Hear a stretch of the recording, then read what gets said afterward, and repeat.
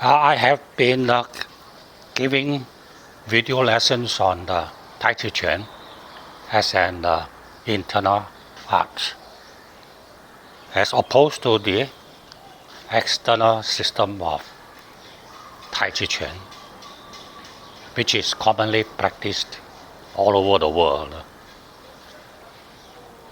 Now the basic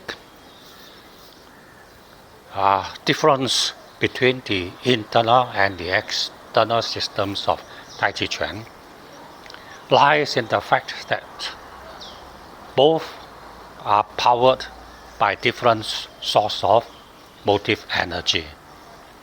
It is the difference in the motive energy that distinguishes both systems. One internal, the other is external. The external system is activated by the physical force born. One is born with it. And using the Yi issued from the brain, which through the nervous system activates the body in accordance with the Yi issued from the mind, from the brain. That is the normal way how one comes to practice Tai Chi Chin. The external way,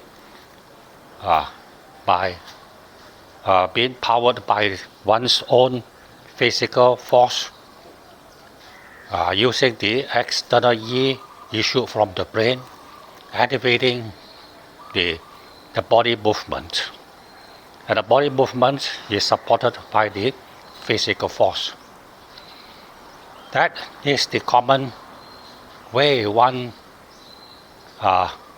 practices the Tai Chi Chin as the external way. The internal system of Tai Chi Chin differ in the source of the motive energy, which is generated from the Qi movement within the body, using the Yi that is issued from the inner mind. And that is the basic difference. Now, as we all know, Qi is a source of the motive energy, as exemplified nowadays scientifically in many ways. In particular, we have the reference of the air jack, the pneumatic jack that can jack up a heavy lorry or heavy truck. And there are many ways. I'm sure that you all know the motive energy generated by the pneumatic force, which is the Qi energy. So that I will not dwell further on it. And in China, this internal system of martial arts has been in existence in China for centuries, many centuries. And only in China do you find the existence of these internal schools of martial arts. That is because internal schools of martial arts involve the manipulation of the internal Qi within one's body. And ancient Chinese, they are very much concerned with the Qi. And although they might not be able to explain scientifically, say the power, the motive energy, the motive power of the Qi movement, but somehow from the practical way, they were aware that this Qi energy is another source of motive energy, as distinguished from the external physical force. Now, another element which is required in practicing the martial art as an internal art is the concept of this yin and yang. Qi can be manipulated only by the yin yang way. And the ancient Chinese, they were aware of this concept of this yin and yang. And the very source of this yin yang comes from the Yi Jing, the Yi, that's a book of change. So he says there's a Yi has got this Tai Chi, Yi got Tai Chi, and Tai Chi has got this yin yang. Yi 有 Tai Chi, 是生阴阳. They have been talking about this yin yang for centuries. And therefore they also can apply this concept of yin yang to the practice of this martial art. And although, Tai Chi Chin is a product of the last few centuries, maybe 400, that is about 4 centuries ago. But beyond that, back to the historical China, martial arts of the internal schools have been in existence since centuries, many centuries ago, since the ancient China. So in the warring period, or even before that, you have this very outstanding physician named Hua Tuo, who developed a kind of exercise that emulates the movements of these animals, 5 kinds of animals that he adopted, the movement of 5 types of animals, and make it a kind of exercise. And this exercise is based on the movement of Qi. And it is therefore a kind of a Qi Gong. It is not just purely a kind of a physical exercise. Although lately this has been practiced only as a physical exercise without manipulating the internal Qi as a motive energy. Just like in Tai Chi Chin, it has been practiced as an external art applying the physical force without any consideration for applying the internal Qi. So, the Hua Tuo applying the Qi concept in his these 5 animals exercise. And even during that time, about his contemporary, this Meng Zi, who was a disciple of Confucius, Kong Zi, and he was born about 100 years after Confucius. And he said that Zhi, that is the will, Qi Zhi Shuai Ye, is the commander of this Qi within our body. And what is Qi?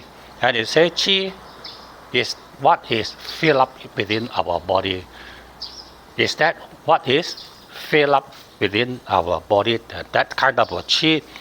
And it makes it very distinguished. You see, it distinguished very clearly that the Qi applied is the Qi that fills up the whole body and not the meridian Qi. Because meridian Qi is wholly internal. It cannot be applied externally. So, he made it very clear that it is the will, that is the Yi, that directs the Qi to move within the whole body. And this Qi is what fills up our whole body. And that kind of a Qi will manipulate this kind of Qi And he said it very clearly. And nowadays, Chen Xin and other Tai Chi masters, about 100 years ago, or more than 100 years ago, he also mentioned that when we apply our chi, we apply the chi that fills up our whole, within our whole body. And Tai Chi Chuan is the movement of chi. It's the movement of chi as a source of energy. In other words, Tai Chi Chuan is an internal art. It's not the external art that applies the physical force externally with this physical force that activates our body. So, I have mentioned that to learn how to manipulate the chi within the whole body, one has to apply the concept of yin and yang. And you have to apply the yin and yang through your internal yi, because it is the internal yi that directs the movements of the chi. And chi must have to move the yin yang way to and fro. If you want, the one chi is yang chi is moving forward, and the yin chi is moving backward. The yang chi is moving down, at the same time the yin chi is moving out. The yang chi is moving to the front, at the same time also you have the yin chi moving back. So the yin and yang chi moving to and fro, that is the characteristics of the internal art. And the movement of chi generates the jing, that is the energy. And that kind of jing energy is applied to the 8 techniques, the 8 basic techniques of Tai Chi Chuan, the Pang Li Ji An Chai Le Zhou Kao. And one can practice this. Once you have acquired this internal jing, the qi jing, which involves the qi flow to and fro with the application of the internal yi, then only you can apply this qi jing to the application of these 8 techniques in the Da Shou, or close body combat.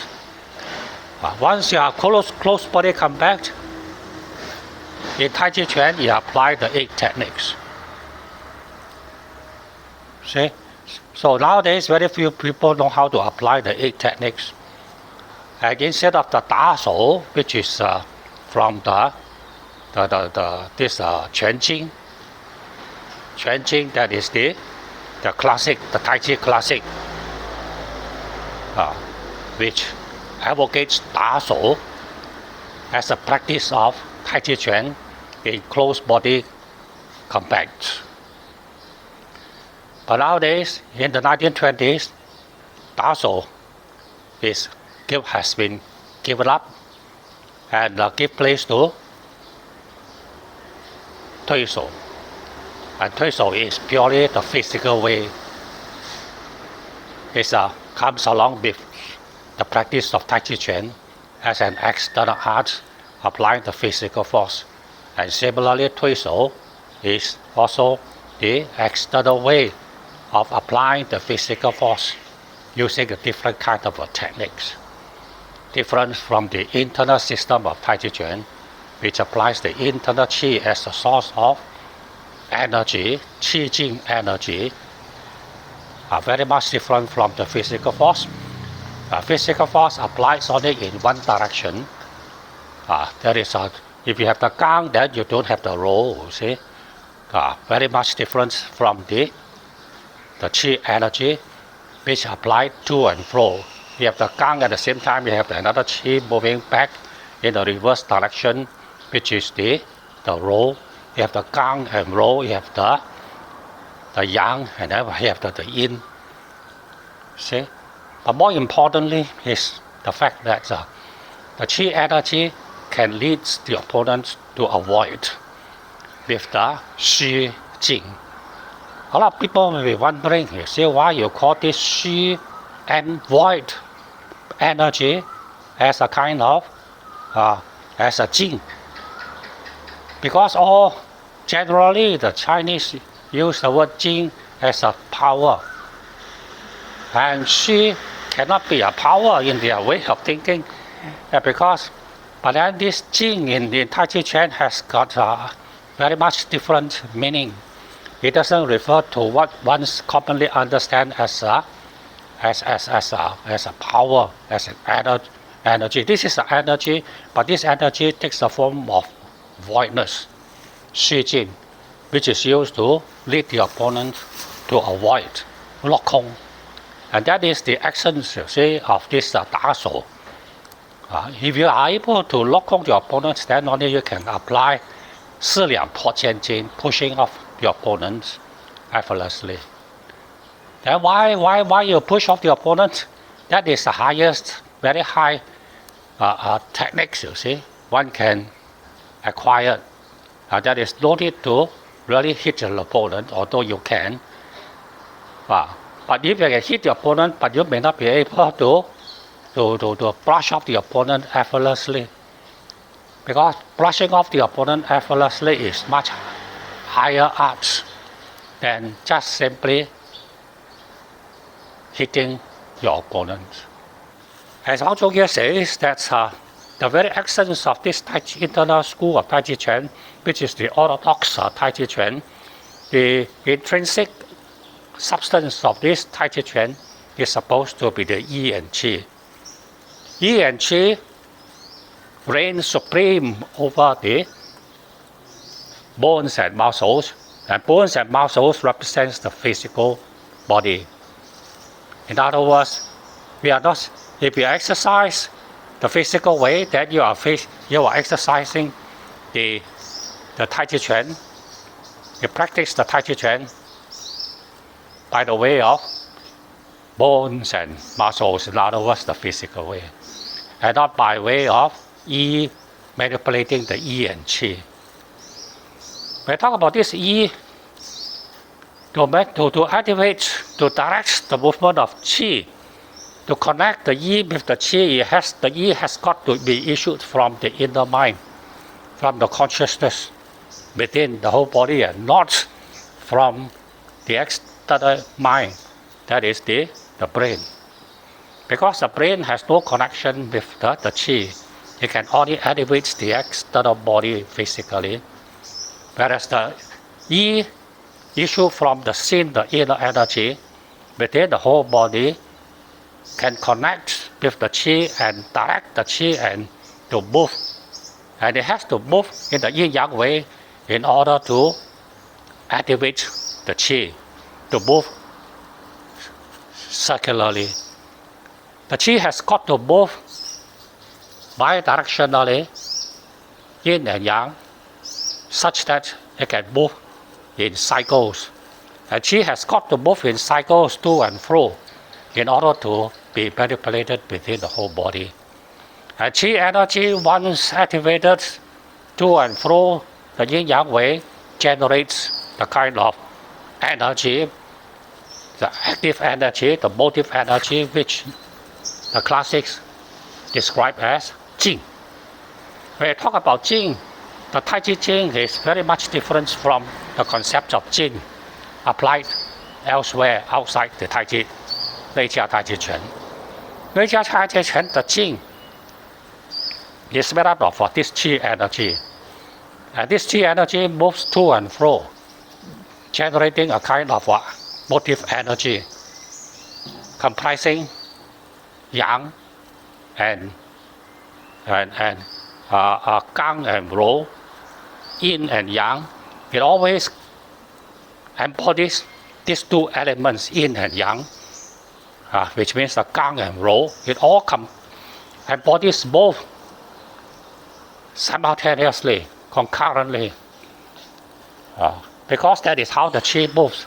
The Qi moves Yin and Yang way, and therefore it creates the internal Jing of Gang and Rou simultaneously. Where that is Gang, that is also Rou simultaneously, and Gang embodies Rou, role and body gang. That is a very strange characteristic of the Tai Chi Chin, without which you can never call it a Tai Chi Chin.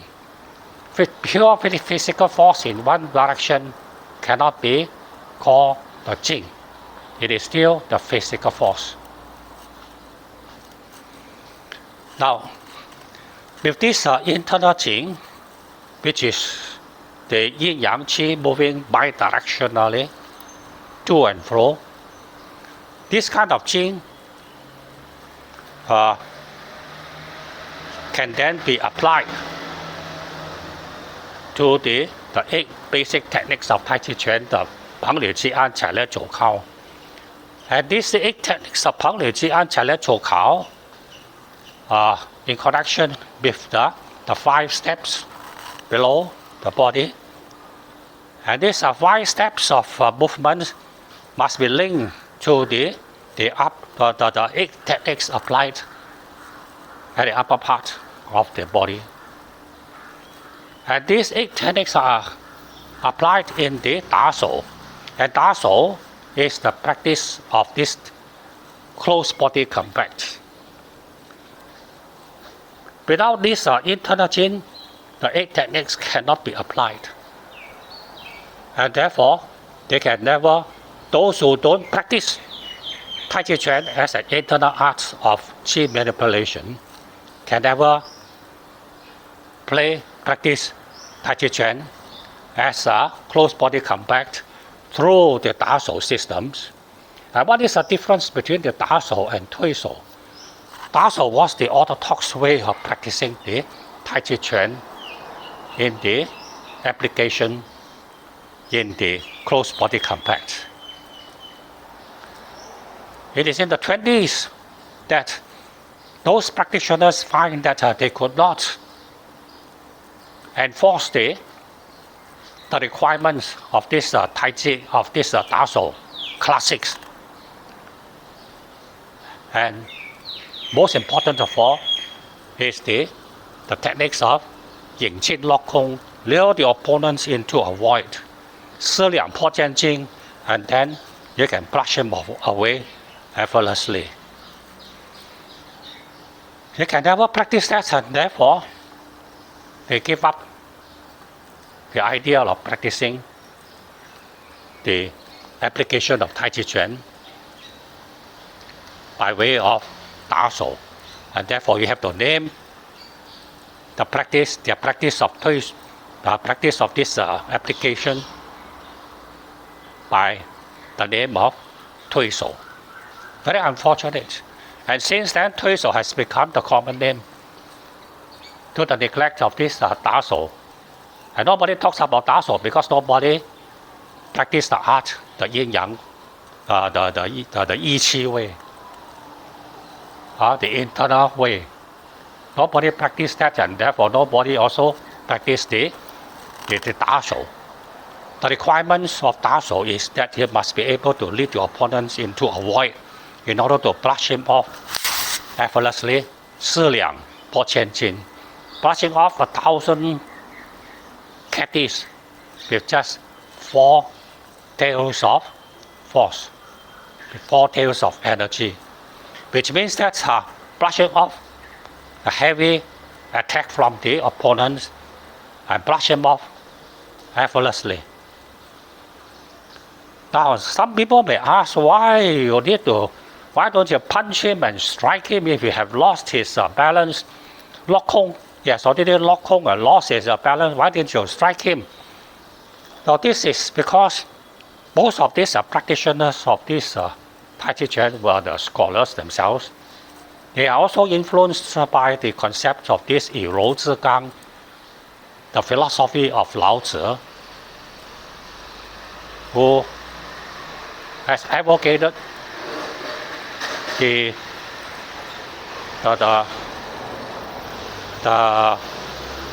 concept of 以柔制刚, overcoming the forcefulness with softness.